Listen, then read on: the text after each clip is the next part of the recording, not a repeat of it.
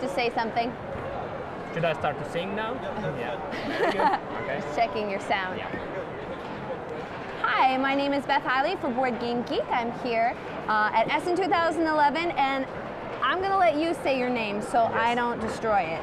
So my name is Touko. Tahko Kallio. Yeah, see, so that's the definitely... last one is impossible, so I know, so you can just call me Touko. All right, Touko, I can handle that. Yeah. And we have your game here, Eclipse, which has already gotten a lot of buzz. It's been on our Geek Buzz here at Essen, up on our screens almost every day. I've seen it being played around the hall quite a lot, so a lot of people should be really excited to hear what this is all about. I can tell people also that this is a very heavy box. There's a lot in here, so if you are buying this one at Essen, realize that you might go over on your weight limit on this one. All right, well, Touko, I'm going to let you jump in and give us a little overview of what and how to play Eclipse. Yeah. So there are a lot of rules, so I won't go into the very details, but tell you just some basics, ideas about this game. Okay. So each player plays on different species. So each player starts with this kind of player board, and kind of looks like Teddy Roosevelt, American president. That's right. So you can, when you get the board, you can choose which side you want to play. Okay, center, yeah. So both sides have a different species you can play. But the idea is that the front side has terrain always. So although it's kind of standardized, easy to play, easy to get into species. So you can always choose that one. It's the most flexible and gives you like a nice introduction to the game. But you can play different species, so it gives you a different startup. And the main idea in this game is that you are controlling this space empire that you try to expand and gain new territories, exploit star systems. So it's a kind of a 4X game. You have exploit, exterminate, expand, and what it's called, all the fours. Oh, I don't remember it now, but something else with an X. Yeah, 4X. So yeah. And okay, so you control each player start from this kind of star sector. So you are controlling a sector of space, and you try to expand your empire on this map. And it's a modular board made of these sector tiles. And as the game progresses, you take new tiles, and the game board will always be a little bit different. So I can show you it a little bit later how it works better, but this is like the main idea. So each of these sectors have a place for a disc, and you place the disc in the middle, showing that you are controlling this sector of the space. And these cubes here, they are population cubes, and you can populate the planets with this population. So when you expand on the map, you get more population living there, and it will give you benefits. And the starting setup is different for a different number of players. So this is a 3-player starting setup, and this is the galactic center. So this is the way the game starts from the map. And in addition to this, we have this layer board. I can just briefly show you some. Sure. Well, actually, yeah, we'll put that right on top of our map for a second. Okay, that's good. So what it shows here that you have these tracks here. They are population tracks. And so you start the game by filling these tracks with these cubes. And when you explore new systems, you get to place cubes to the board. So that will, I won't go into details, but it will give you more production in each of these commodities. So you only have a limited number? Yeah, well actually the biggest benefit is that each time you take a cube, if the leftmost number is bigger than the last number, and it will give you more production. So this number is bigger than the last one, so this will tell you what's your production in that commodity. So after you set up it, it's very easy. You just take cubes and you can see immediately what's your production. And the same goes for the discs. So you fill these tracks with these discs, and from the start. And each time you conquer a new system, you take the leftmost disc from this one and place it to the new star system. Okay, so this will show me that I will control this one like this.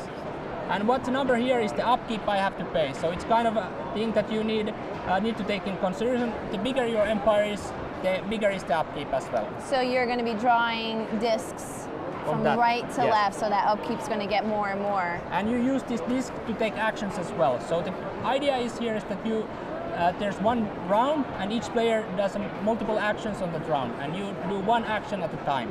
So on your turn, you choose one of the actions, you move the disc to one of these places, and you have 6 actions you can take on your turn. And so this would be explore, influence, research new technologies, upgrade your ships, I will go there soon, build new ships, and move ships on the board. Okay, and so you use this disc to control the space, but also to take actions. And you can see as you take more discs out there, the upkeep grows even bigger. So you have to use them in both ways, and it gives you some interesting balancing. You have to balance it out well, so your economy doesn't fall down. Okay, so what the things we see here is that this middle section of the board shows you the technology tracks. So you can buy technologies, and there's a bunch of different technologies. And when you buy them, you place the where do I have it here? You place them on the track. So this symbol will tell you where track it belongs to. So this one goes here. And more technologies you get, they're all shown here, and you can read the benefits from there. So I can. And I'm guessing you're matching symbols, that this is the technologies with the gear symbol and the square symbol there. And you buy them from this kind of super board. There's too much to show you. But in the beginning of the game, you place some technology tiles to this board. So there's also always a different subset of tiles here. And each turn you place there some new tiles to this here. So this is more of a market? It's kind of a market, yeah. And these technologies become more expensive, farther they're in this direction. But you can get discounts. You can buy any technology from this board as you want, so it's very flexible. But if you have lots of technologies in this one type, you get discounts for that type. And although it's like non-linear, you can benefit from doing it in order, because there's for each tile there's a discount and there's the regular price, and if you do it wisely in an order, you get more benefits from the discounts. So I'm guessing what that negative number is there at the bottom. Exactly, that's the discount you can get. But from here you can see that this is 8/5, and the 8 is the normal price, and 5 is the price you have to pay. So you cannot get it cheaper than 5. So even though you have if you have 8 discount, you can only use 3 for this tile. So that's the idea. And you get points for developing these technologies, and also they give you some in-game benefits. That's of course the most important thing. Yeah. So these shield represent points in the game. Yes, so as you get near the end of the track there. Yeah. So the idea is that the leftmost number is showing that's the points you can get from this track. Okay, and in here upper section of this player board you can see the ships. So one of the nice things in this game is that you have 4 different ship types that each player can control, and you get to modify the blueprints for the ships. So you can customize them any way you want. So if you have played Master of Orion or games like that, you may be familiar. This one? Okay. Okay. Very good. And so how do you do it? You use so for researching, you use the research action. For upgrading, you use the upgrade action. And upgrade works in a way that there are these kind of upgrade tiles here. Here. There we are. I have a few examples here to show. Okay. So you can get them from the market. So there's too many things to show, but I will try my best. So you can see the supply board where you have the technologies you can buy, and here you have the ship parts you can take with the upgrade action. So these guys here are something that you can do immediately from the beginning of the game. You can access all species can access them. But for these more advanced ship parts, you need invent technologies first. So let's say there's a plasma cannon technology here.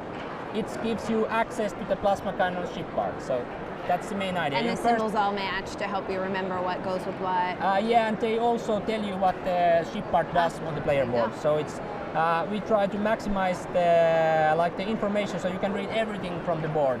So it's very easy after you learn the symbols. Okay. And so you buy first the technology, and after that you are able to upgrade your ships with these components or ship parts. And we wanted to do it as flexible as possible, so you can customize your ships any way you want, basically. There are just few rules you have to remember. That are just, you have to have enough energy, and each ship has to have an engine, but otherwise it can be anything you like. So you can place lots of cannons. So I'll just show you, this is the small ship, medium-sized ship, so interceptor, cruiser, and then you have the dreadnought, which is the biggest one, and then you have the star bases as well. And oh, is that the star base? yeah, no, there is here somewhere. I hope. Okay. Okay, this is in wrong color, but it's in red. Okay. It's a tile. So all the plastic moves on the board, but these star bases cannot move. So they are tiles and they cannot move. And so each ship on the board, which is interceptor, works according to the blueprint here. So when you modify the blueprint, the ship will modify itself in the game. And you can make really interesting combinations. So just something about, so these these are dices. So these ion cannons tell you how many dice each of these ships will fire in the combat. Computers help you to hit. So and then you have shields, which make the enemies. It's harder for you to hit your enemies. So if your enemies have shields, then it's harder for you to hit them. And you have a hull, which is here, that sustains damage, so your ships don't immediately get destroyed. And for each of these technologies, you have, of course, better ones. So you have ion cannons. You could have a ship like this, which fires with 2 ion cannons and 1 plasma cannon.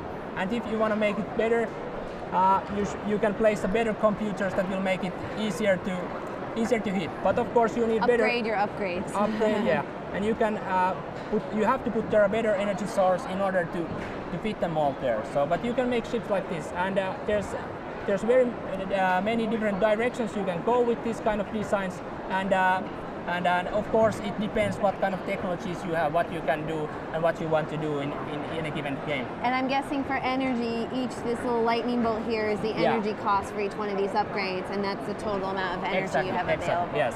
And these are drives, and it will tell you how many spaces your ships will move when you take the move action. So, so you have to also think what kind of engines your ships have, and you can modify them onto this board as well. And so moving. Moving is one of the actions you can take, and each picture of a ship moving. yeah. And each time you take the action, you can move a number of ships. And each ship moves according to its engine. So the faster your ship, faster it will move on the board. And with build action, you get to build these ships on the board. And the price is told here. So these smaller ones cost less, and the bigger ones are quite expensive. But you can save money, because you get to, with one move action, you get to move a number of ships. So if they are big ships, you have lots of firepower that you can move in, like taking just one move action. If you have lots of small ships, you have to make lots of move actions in order to move it. And that's the player board. These resources, so about this population cube. So each time you move a cube on the board, as I said, the production grows. And you have 3 kind of commodities. You have the money, science, and materials. And you need each of these resources to only one thing. So money is needed for the upkeep, science is needed for buying the technologies, and materials are needed to build things. Makes sense. So you can build ships, you can build monoliths and orbitals and these are kind of like a huge structures that you can build in the space, and they give you some benefits there. And so the game goes on. You take one turn, and each player chooses their actions. And after you have chosen enough actions, so you think you can pass because your upkeep grows each time you take actions. At some point you want to pass in order to pay the upkeep. And after you pass, you have this kind of action phase tile showing. You flip it on the second side, and each player plays it as long as all players have passed it, and then the round ends. And then you play 9 of these rounds, and at the end of each round you have the combat phase. And the combat phase ships will fire and wage war. So I will show it next. Let's take this one out. Okay, we come back here.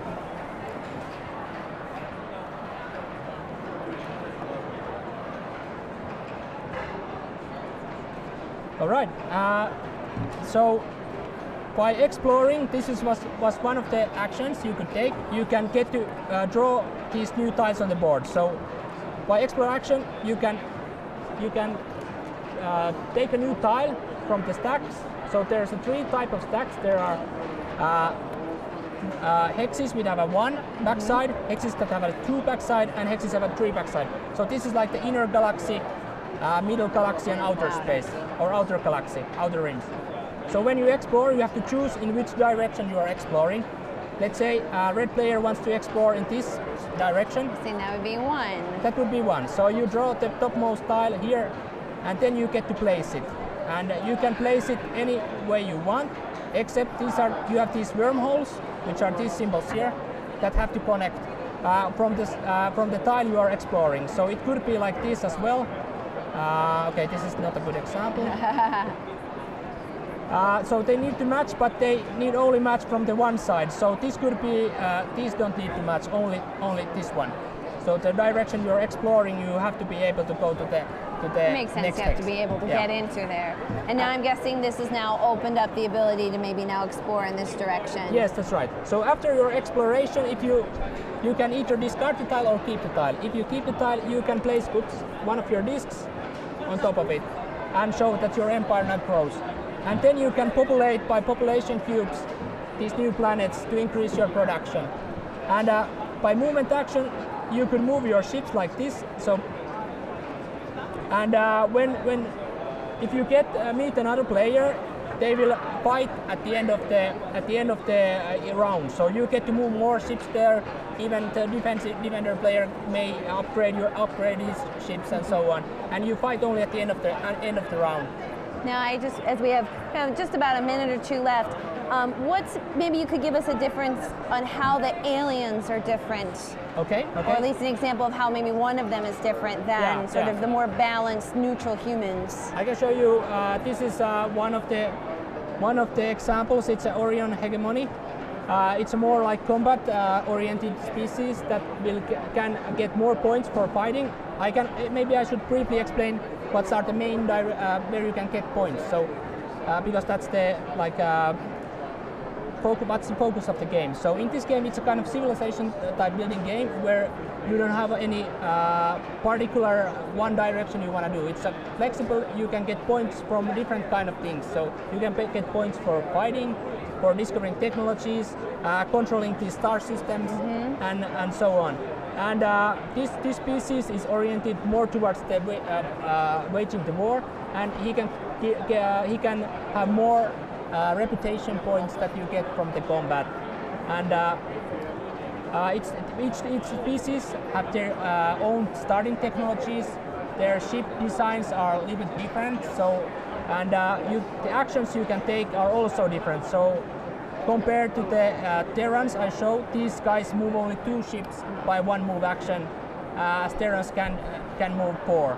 And there are small little differences here and there, but that's each species has a different this kind of board which tells you all the differences in the game. And you can pick which one you want to play based on what you feel you're the most comfortable at. And you are always able to choose which side you play. So you can always play the Terrans, or then you can take something more wilder and more interesting maybe for experienced gamers. Well, I have to say, considering the depth and complexity of this game, you did a great job giving us an idea in about 20 minutes of what to expect. Yeah, I mean, how long do you think it would take? Maybe for your, and maybe if you could give us an idea of how long it would take to play your first game. Okay, so the playing time for, if you know what you do, is 30 minutes. It can be even less if you're really playing really fast, but I would say for the first game, you have to take I would say 3 hours might be a good, or maybe a little bit more if you're playing with lots of players. Right. But it will come down to 30 minutes after you know per player. After so you know can the really speed this up once you get going. Yeah. So we have played like a 2-player game in 45 minutes, and it's totally possible to do it, but you have to know what to do. Yeah. How many does this play? 2 to 6, and it works quite well because with all the player number, because you have you use different amount of hexes, so the space will be smaller with less players and so on, and it scales quite well actually. So. Fantastic. Now I know you guys sold this at Essen because we actually already bought one. Yeah. But do you know when, how much the price point here at Essen? I think it was sold 60 euros, but it's sold out, and few copies were sold with 100, so it was kind of interesting. It will be, I don't know exact price, it will depend on the shop. I think it will be around 60 euros, 65 maybe in Europe, and but I don't know what's in the States or in the North American. Do you happen to know, Stefan, the price point for Eclipse in the States? 99 in the States. So. Okay. Thank you. And it will be, so these were like the very first copies that were flown to the Essen, and but the main shipment will be arrive soon, and I think it will be in shops, in the stores end of the next month latest. Fantastic. Yeah, maybe I don't know, maybe earlier even. And there's a Supernova promo in here, and it will be available. It was available at the BGG store at some point, and there's only limited number of them, but. And I believe also there's going to be a limited number at BGG Con next month as well to be given away as some prizes. So I don't know how many of them are left, so they were sold as Essen promos, but there are some left which are sold at the BGG store. Right? Wonderful. Yeah. Well, thank you so much for stopping by, showing us your really fantastically awesome and massive game of Eclipse. Yeah, so I hope you enjoyed. Oh, thank you, and I hope you enjoy the rest of the fair. Okay, thank you. Thank you.